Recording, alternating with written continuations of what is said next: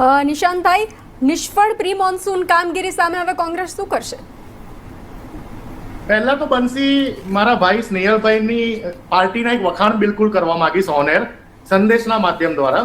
મને એક વાત કહો બંસી, તમે સ્ટેચ્યુ ઓફ યુનિટી તમે પણ ફરવા ગયા હશો પરિવાર સાથે, હું પણ ગયો હોઈશ, પેનલમાં બેઠેલા તમામ લોકો ગયા હશે.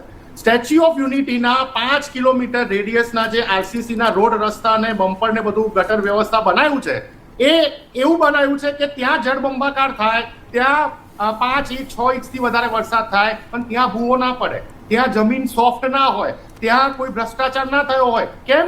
કારણ કે વિદેશીઓ આવવાના છે, એમને બતાવવાનું છે કે આ અમારું ગુજરાત મોડલ. પણ સ્ટેચ્યુ ઓફ યુનિટીની બહાર જેવા 500 મીટર બહાર નીકળીએ એટલે હકીકત ગુજરાતના રોડ રસ્તા ઉનાળો હોય શિયાળો હોય એટલી ગંદી પરિસ્થિતિમાં બનતી હોય છે. એટલે when there is a will there is a way.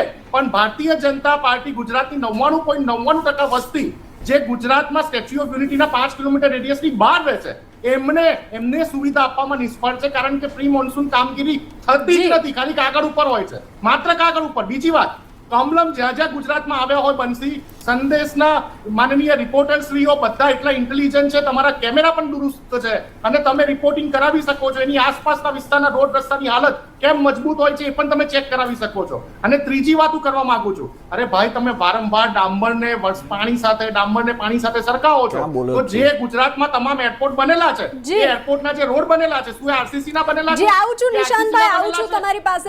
Dharmeshbhai, જી નિશાંતભાઈ, સમયનો અભાવ છે. નિશાંતભાઈ, સમયનો અભાવ છે. આવું છું તમારી પાસે ધર્મેશભાઈ.